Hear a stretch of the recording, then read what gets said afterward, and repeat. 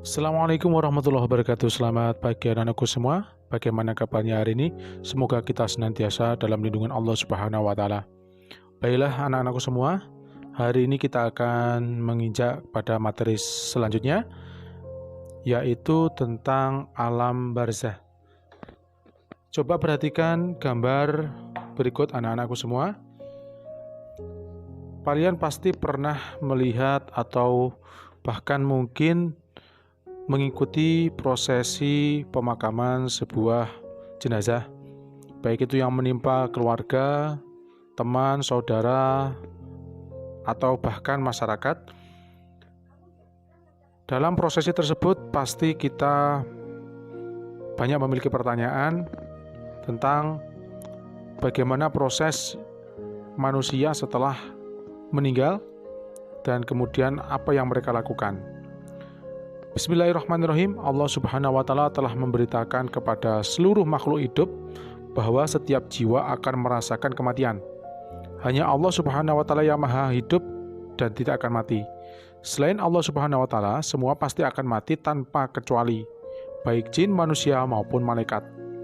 Dan kematian akan mendatangi seluruh manusia, tidak ada yang kuasa menolak maupun menahannya. Maut merupakan ketetapan Allah Subhanahu wa taala. Dan pada hakikatnya hal tersebut sudah diketahui secara pasti. Maka sepantasnya kita harus bersiap diri menghadapinya dengan iman, takwa, dan memperbanyak amal saleh. Kematian seseorang merupakan perjalanan hidup ke alam berikutnya setelah melalui alam ruh, alam kandungan, dan alam dunia. Kemudian menjalani alam barzah yang nantinya akan berakhir di alam akhirat. Mari mengenal alam barzah atau alam kubur. Ketika manusia meninggal dunia, ada dua cara, yaitu mati dalam keadaan husnul khotimah atau akhir yang baik, dan ada yang su'ul khotimah atau akhir yang buruk. Sesungguhnya manusia yang paling beruntung adalah mereka yang mati dalam keadaan husnul khotimah. Sebagai tanda awal seseorang akan diberikan kenikmatan dari Allah Subhanahu wa taala, sebagai penghuni surga adalah husnul khotimah. Bahkan ia juga mendapat kenikmatan ketika di alam kubur. Maka sungguh akan menyesal nanti apabila dari sekarang kita tidak senantiasa meningkatkan iman dan takwa kepada Allah Subhanahu wa taala, dan harus membiasakan beramal baik dan menjauhi larangannya serta memohon kepadanya semoga kita diberikan husnul khotimah. Amin ya rabbal alamin. Barzah secara bahasa berarti penghalang atau pemisah antara dua hal. Secara istilah, barzah adalah jarak pemisah antara akhir kehidupan duniawi atau kematian dan memulai kehidupan ukhrawi atau akhirat. Alam ini disebut dengan alam barzah yang menjadi perantara antara dunia dan akhirat. Alam ini juga disebut dengan alam kubur, alam mitsal, dan kiamat sughra. Alam kubur atau alam barzah adalah bukan liang tanah yang digali untuk menempatkan badan mayit, namun yang dimaksud adalah batin dari kuburan tersebut. Karena liang tanah adalah tempat penempatan badan jasmani dan alam barzah adalah tempat penempatan ruh manusia. Oleh karena itu, alam barzah juga dikatakan alam kubur. Alam barzah adalah gerbang atau stasiun yang mesti dilalui oleh setiap manusia yang meninggal dunia, baik dia dikubur dalam tanah maupun tidak. Artinya, meskipun jasad seseorang hilang lenyap, hangus terbakar menjadi abu, dimakan binatang buas maupun tenggelam di dasar lautan, akan tetapi ruhnya tetap hidup dan mendapatkan kenikmatan dari Allah Subhanahu wa taala ataupun siksaan sebagai azab. Semuanya tergantung pada amalnya selama hidup di dunia. Nabi bersabda, kuburan dapat merupakan taman dari taman surga atau jurang dari jurangnya neraka. Hadis riwayat Tirmizi. Manusia yang mati tidak akan memasuki alam akhirat secara langsung, tetapi akan singgah di alam antara dunia dan akhirat, yang kemudian kita sebut dengan nama alam barzah. Pada hakikatnya manusia yang telah mati bukan berarti ia terputus total dengan alam dunia, karena ruh yang di alam barzah masih dapat berhubungan dengan alam dunia, seperti pertemuan para penghuni alam barzah di antara mereka dan pertemuan mereka dengan sanak keluarganya, mendengar berbagai pembicaraan atau perbuatan manusia, dan melihat peristiwa-peristiwa di dunia. Firman Allah dalam surat Ali Imran yang artinya, janganlah kamu mengira bahwa orang-orang yang gugur di jalan Allah Subhanahu wa Ta'ala itu mati, bahkan mereka itu hidup di sisi Tuhannya dengan mendapatkan rezeki. Kehidupan barzah merupakan proses pemurnian atau kondisi manusia dibersihkan dari kotoran-kotoran atau dosa. Kehidupan barzah merupakan tahap awal untuk melihat dan memetik hasil-hasil amal yang ditanam selama hidup di dunia. Di alam barzah, manusia akan mendapatkan pertanyaan dari malaikat mungkar maupun nangkir, kesenangan atau kesulitan sesuai dengan derajat keimanannya. Alam barzah merupakan tempat penyucian bagi orang-orang yang beriman untuk meringankan perhitungan mereka di akhirat. Seseorang yang terlalu banyak dosa akan disiksa hingga ia merasa kesakitan, kuburannya terasa sempit dan gelap gulita. Orang yang tinggal di alam barzah akan menghadapi beberapa hal yang menyesakkan. Ia akan tersiksa akibat dari perbuatannya sendiri semasa hidup di dunia. Tidak ada pertolongan kecuali dari amal salehnya. Sungguh akan mendapat kerugian yang besar bagi orang yang perbuatan buruknya lebih banyak daripada amal baiknya.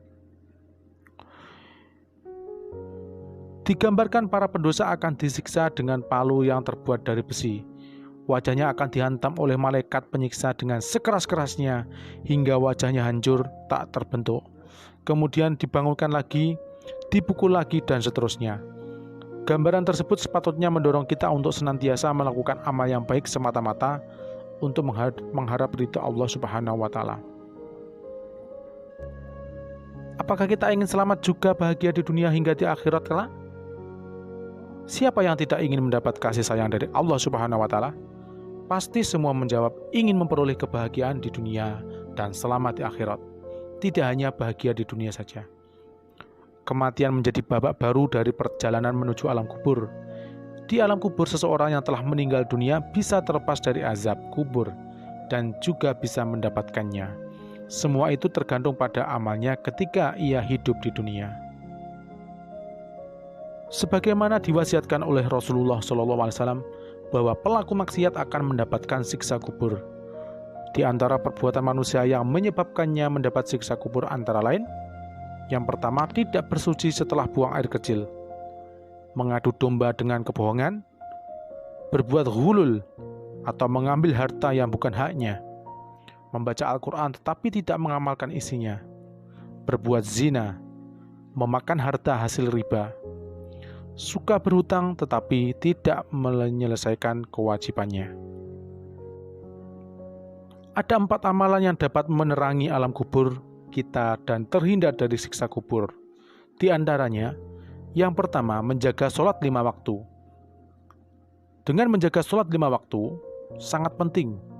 Sholat merupakan amal yang pertama kali dihisab oleh Allah Subhanahu wa Ta'ala. Barang siapa yang sholatnya bagus, maka bagus pula seluruhnya. Sebaliknya, jika seseorang sholatnya rusak, maka rusaklah semua amalnya. Artinya, sholat 5 waktu menjadi ukuran terhadap amal lainnya. Selanjutnya, memperbanyak sedekah. Dengan bersedekah kita dapat meringankan beban orang lain.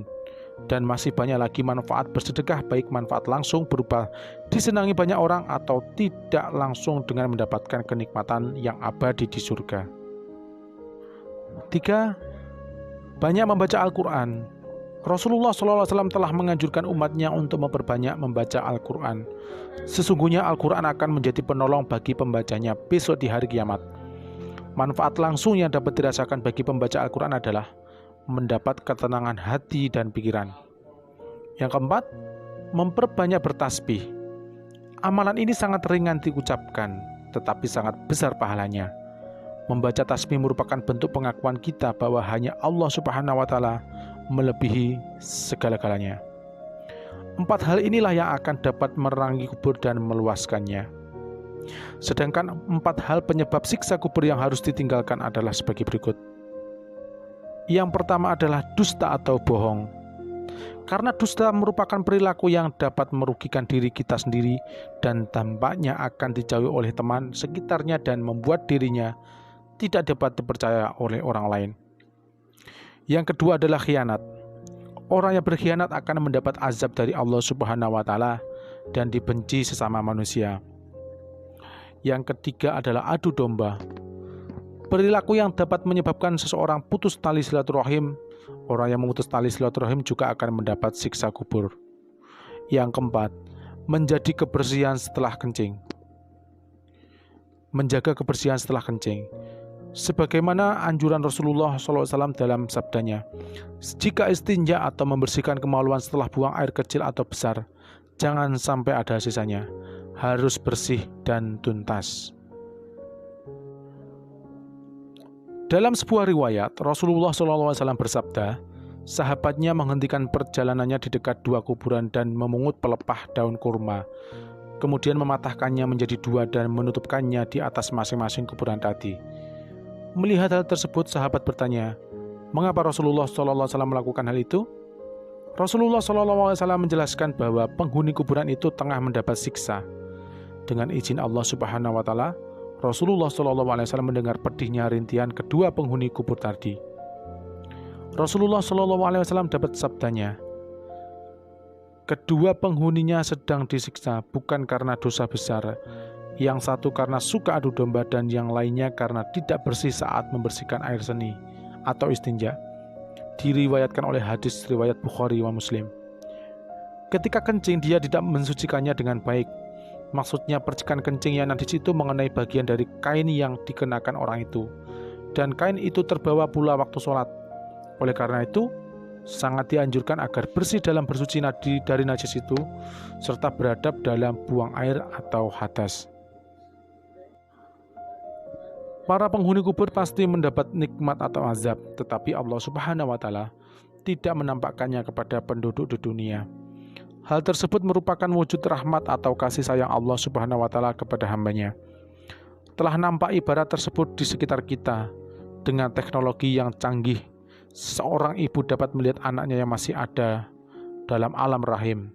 Sedangkan si bayi tidak dikehendaki Allah Subhanahu wa Ta'ala bisa melihat alam dunia. Begitu juga antara alam barzah dan alam dunia ini. Dalam sebuah riwayat, penghuni kubur bisa mendengar suara langkah kaki peziarahnya.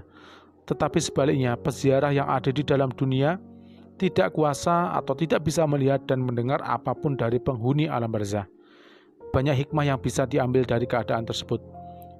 Yang pertama adalah hal ini untuk menutupi aib si mayit dan juga keluarga si mayit. Yang kedua, jika azab kubur dinamakan, maka tidak ada yang berani untuk memakamkan saudaranya yang meninggal dunia. Yang ketiga, sebagai ujian keimanan bagi manusia untuk beriman terhadap hal gaib. Semoga Allah Subhanahu wa Ta'ala melindungi kita dari azab kubur. Amin ya rabbal alamin. Selanjutnya kita akan membahas tentang hikmah mengenal alam barzah atau alam kubur. Ada beberapa hikmah yang dapat diambil setelah mengenal alam barzah atau alam kubur. Apabila kita masih diberi anugerah Allah Subhanahu wa Ta'ala berubah umur hingga detik ini, kesehatan dan kesempatan untuk berbuat kebaikan, maka kita harus dapat merenungkan dan mencoba mempersiapkan apa yang dapat menyelamatkan dari siksa kubur, serta menghindari perbuatan yang mendatangkan azab kubur. Berikut beberapa hikmah yang dapat diambil dari alam kubur sebagai berikut. Yang pertama, kubur tempat yang sempit, perluaslah dengan silaturahim. Kubur tempat yang gelap, maka terangilah dengan sholat tahajud. Kubur tempat yang sepi, maka ramaikanlah dengan membaca ayat-ayat Al-Quran. Kubur tempat binatang menjijikkan, maka racunilah dengan amal saleh. Kubur tempat malaikat mungkar dan nakir bertanya, persiapkanlah jawaban dengan mengucap, La ilaha illallah. Dunia masa menanam, akhirat masa memanen. Kehidupan dunia sementara, sedangkan kehidupan sebenarnya ada di akhirat kelak. Dari uraian di atas, harus bisa kita ambil manfaat untuk menjalani kehidupan ini dengan menjadi pribadi yang lebih baik di mana saja, kapan saja, bersama siapa saja, atau bahkan dalam keadaan sendirian. harus selalu ingat bahwa Allah Subhanahu wa Ta'ala bersama kita, melihat kita, merekam dan mencatat semua amal kita untuk diberi balasan yang setimpal. Takutlah hanya kepada Allah Subhanahu wa Ta'ala di mana kau berada dan ikuti perbuatan buruk dengan perbuatan baik. Niscaya akan dapat menghapus dosa dari perbuatan buruk kita.